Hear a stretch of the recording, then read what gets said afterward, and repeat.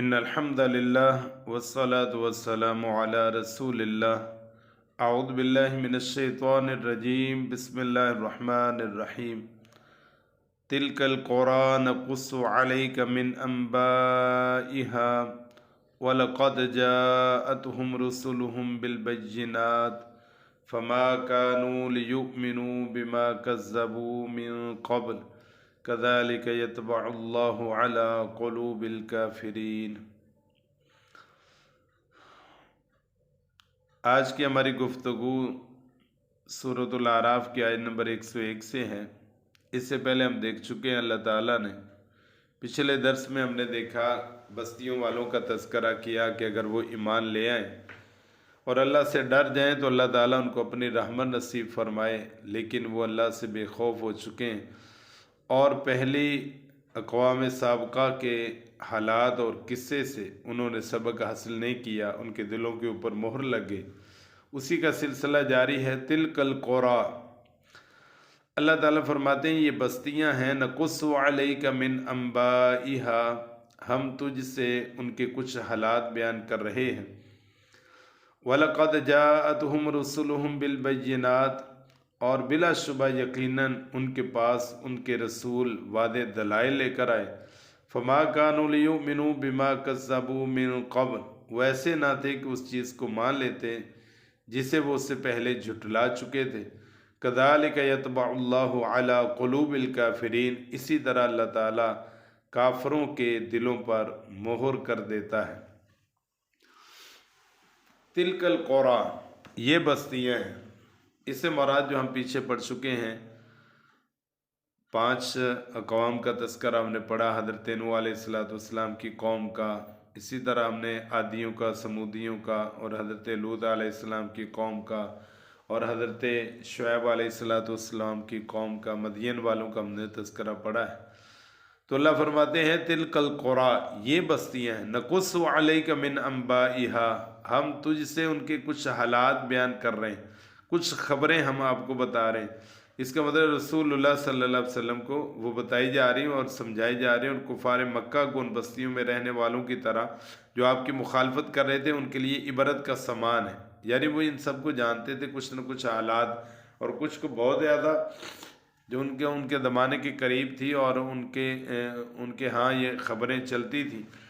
تو فرمایا کہ وَلَقَدْ جَاءَتْهُمْ رُسُلُهُمْ بِالْبَيِّنَاتِ، جب ان کے پاس رسول واضح دلائل لے کر آئے، ایسا نہیں تھا کہ ان کے پاس کچھ دلیل نہیں تھی، وہ مطمئن نہیں کر سکے، بلکہ مکمل دلائل لے کر آئے ہیں۔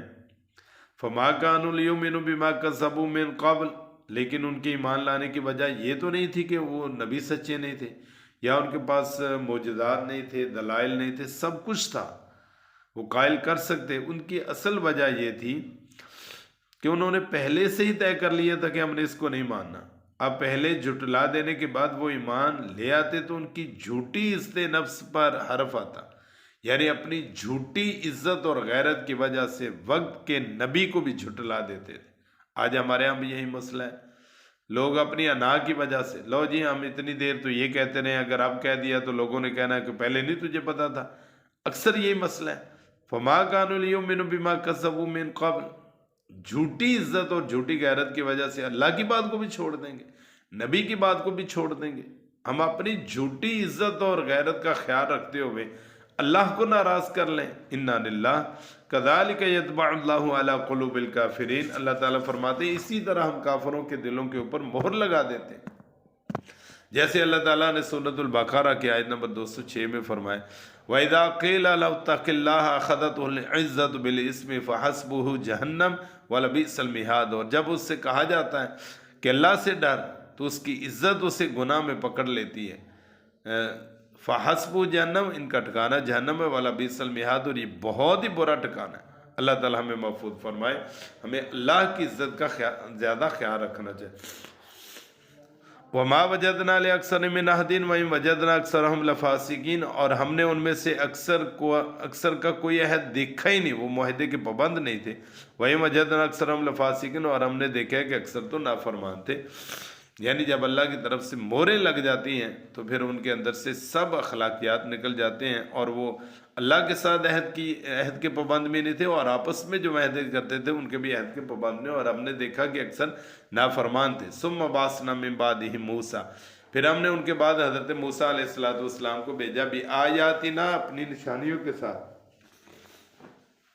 الی فرعون و ملئہ، فرعون اور اس کے سرداروں کی طرف، فظلموا بہا، انہوں نے بھی ان کے ساتھ ظلم کیا، فانظر کیف کان عاقبۃ المفسدین، دیکھیں فساد کرنے والوں کا انجام کیسا ہے۔ یہاں سے حضرت موسیٰ علیہ السلام کا ذکر ہے۔ حضرت موسیٰ علیہ السلام کو اللہ تعالیٰ نے فرعون کی طرف بھیجا، اور ان کا ایک تفصیل کے ساتھ ذکر ہے، اور سارے انبیاء سے زیادہ ذکر حضرت موسیٰ علیہ السلام کا ہے اور ان کے معجزات کا ہے۔ تو اللہ تعالیٰ فرماتے ہیں فانظر کیف کان عاقبۃ المفسدین، ان فساد کرنے والوں کا پھر انجام کیا تھا، ذرا اس کو بھی دیکھ لیں۔ وقال موسیٰ یا فرعون انی رسول من رب العالمین، حضرت موسیٰ علیہ السلام نے فرعون کو کہا کہ اے فرعون، میں رب العالمین کی طرف سے بھیجا گیا پیغمبر ہوں، رسول ہوں، بے شک میں جہانوں کے رب، جو رب العالمین، اور ہمیں پہلا سبق یہی ہے الحمدللہ رب العالمین، تمام تعریفیں اس اللہ کی ہیں جو تمام جہانوں کا رب، پالنے والا ہے۔ رب کا مطلب پالنے والا، ضروریات کو پورا کرنے والا، ہمارے تمام معاملات کی نگرانی کرنے والا۔ حقیق علی اللہ اقول علی اللہ الا الحق، فرمایا کہ اس بات پر پوری طرح قائم ہوں کہ اللہ پر حق کے سوا کچھ نہ کہوں، یعنی جو بھی میں کہہ رہا ہوں وہ حق ہی کہہ رہا ہوں، اور مجھے یہ زیب نہیں دیتا کہ میں جو اللہ نے نہیں کہا اور وہ میں اپنی طرف سے کہوں، اور یہ بہت بڑا ظلم ہے۔ فمن اظلم ممن کذب علی اللہ، اس سے بڑا ظالم کون ہے جو اللہ پر جھوٹ باندھتا ہے۔ اس لیے ہمارے ہاں بھی ہم کچھ لوگ کہہ دیتے ہیں جی اللہ نے ایسے کہا، یہ غلط بات ہے، اللہ پر جھوٹ باندھنے کے مترادف ہے۔ تو نبی کی شان یہ کیسے ہو سکتی ہے؟ وہ تو اللہ کے حکم کے بغیر، اور ہمارے نبی کے بارے میں فرمایا وما ینطق عن الہویٰ ان ہو الا وحی یوحیٰ، کہ نبی صلی اللہ علیہ وسلم اپنی مرضی سے بات نہیں کرتے بلکہ وحی کی روشنی میں بات کرتے ہیں، اور کئی ایک واقعات بھی اس پر دلالت کرتے ہیں کہ آپ نے اتنی دیر تک اس کا جواب نہیں دیا جب تک اس کی وحی نہیں آئی اور اللہ کی طرف سے فیصلہ نہیں ہے۔ قد جئتکم ببینۃ من ربکم، میں تمہارے پاس تمہارے رب کی طرف سے دلیل لے کے آیا ہوں، فارسل معایا بنی اسرائیل، لہذا تم ایسا کرو میرے ساتھ بنی اسرائیل کو بھیج دو۔ بنی اسرائیل کو انہوں نے حضرت یوسف علیہ السلام کے زمانے کے بعد ان کی نسل بنی اسرائیل کے حلوائی، اور اس کے بعد انہوں نے فرعون نے انہیں غلام بنا لیا، اور مصر میں ان کی حالت جو تھی وہ اچھوتوں کی طرح بدترین ہو گئی تھی، اور مسلمان بھی چونکہ جو اس وقت کے تھے فرعون کے توحید کی دعوت کے مقابلے میں وہ غلامی در غلامی میں تھی، تو اس لیے آزادی کا بھی کہا۔ تو قال ان کنت جئت بآیۃ فأت بہا ان کنت من الصادقین، فرعون نے کہا اگر تو سچا ہے تو پھر کوئی نشانی لگا، دکھا کو معجزہ کو نشانی، کیا اپنی طرف سے تو بیٹھا بیٹھا نبی بن گیا یا واقعی؟ فرعون موسیٰ علیہ السلام کی شرافت اور ان کی صدق و امانت سے تو پوری طرح واقف تھا، کیونکہ ان کی پرورش اس کے گھر میں ہوئی تھی، مگر ان کی رسالت اور صدق کو تسلیم کرنے کے لیے کوئی معجزہ پیش کرنے کا مطالبہ کر دیا، بلکہ اس نے انکار کا بہانہ لگایا تھا۔ اس نے کہا کہ اس کے پاس کون سا ہوگا تاکہ میں ان کو کہوں گا تیرے پاس دلیل ہی نہیں ہے، میں تو وہ نبی بن کے آ گیا۔ فَأَلْقَىٰ عَصَاهُ فَإِذَا هِيَ ثُعْبَانٌ مُّبِينٌ، اللہ تعالیٰ فرماتے ہیں پھر انہوں نے اپنی اللہ کے حکم سے لاٹھی کو پھینکا تو وہ اچانک ایک بہت بڑا اژدہا بن گیا۔ انہونی بات تھی، یرید وَنَزَعَ يَدَهُ فَإِذَا هِيَ بَيْضَاءُ لِلنَّاظِرِينَ، انہوں نے اپنا ہاتھ نکالا تو وہ سفید چمکتا ہوا نظر آیا، اس کی ہیبت اس کے دل کے اوپر بیٹھ گئی فرعون کے، اور اس نے کہا کہ یہ عام نہیں بلکہ اس نے الزام لگا دیا کہ یہ جادوگر ہے۔ قال الملأ من قوم فرعون ان هذا لساحر علیم، قوم کے سرداروں نے کہا یہ تو بہت ماہر جادوگر ہے، یرید ان یخرجکم من ارضکم فماذا تأمرون، یہ چاہتا ہے کہ تمہیں سرزمین سے نکال دیں، تو اس کے بارے میں تم کیا حکم دیتے ہو؟ فرعون نے اپنے حواریوں سے، اپنے درباریوں سے اور اپنے قریبیوں سے یہ مشورہ کیا کہ یہ موسیٰ آئے ہیں اور یہ کہہ رہے ہیں میں نبی ہوں اور یہ تو جادوگر ہے اور یہ چاہتا ہے کہ ہم کو یہاں سے نکال دیں۔ قالوا ارجہ واخاہ وارسل فی المدائن حاشرین، یہ ایک قصہ ہے، ایک قصہ کی شکل میں ہمیں نصیحت دی گئی، قصہ برائے قصہ نہیں ہے بلکہ قصہ برائے عبرت اور نصیحت ہے۔ قالوا ارجیہ، انہوں نے کہا کہ اس کو چھوڑ دو، مہلت دیں، واخاؤ، اس کے بھائی کو ٹائم دے دیں، مؤخر کر دیں ان کے معاملے کو، وارسل فی المدائن حاشرین، اور شہروں میں بھیج دیں کہ وہ جمع کرنے والے جادوگروں کو، یا تو کا بکل ساحر علیم، کہ وہ آپ کے پاس ماہر فنکار اور فن کے ماہر جادوگر جاننے والے ان کو لے کے آئے۔ وجاء السحرۃ فرعون قالوا ان لنا لاجرا ان كنا نحن الغالبین، وہ جب جادوگر آئے وقت طے ہوا تو انہوں نے کہا ان لنا لاجرا ان كنا نحن الغالبین، اگر ہم غالب ہوئے تو کیا ہمارے پاس بھی کوئی اس کا اجر ہے، کوئی بدلہ ہے، ہمیں کوئی اس کا فائدہ ہوگا؟ قال نعم، انہوں نے کہا ہاں ضرور، وَإِنَّكُمْ لَمِنَ الْمُقَرَّبِينَ، اور تم قریبی لوگوں میں شامل ہوگے، تمہیں قرب ملے گا۔ یہ فرق ہوتا ہے نبی کا اور دوسرے، ان کی جادوگروں کی نظر جو تھی وہ مادی اشیاء، روپیہ، پیسہ، عہدہ، سٹیٹس، جو نبی ہوتا ہے وہ اللہ کے لیے، اور جو علماء کو چاہیے کہ وہ بھی اللہ کے لیے کام کرے۔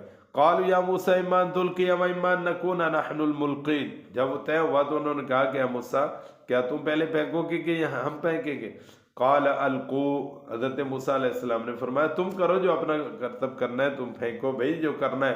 فلما القوا سحروا اعین الناس واسترهبوهم وجاءوا بسحر عظیم، انہوں نے پھینکا، جب پھینکا تو سحروا اعین الناس، انہوں نے آنکھوں کے اوپر جادو کر دیا، واسترهبوهم، اور ان کے سے وہ خوف زدہ ہو گئے، ہیبت بیٹھ گئی، وجاءوا بسحر عظیم، اور وہ بہت بڑا جادو لے کر آئے۔ آپ اندازہ لگائیں کہ ان کے جادو کے لیول کیا ہوگا کہ انہوں نے اتنا بڑا کرتب کیا کہ اللہ کہتے ہیں وجاؤ بسحر عظیم۔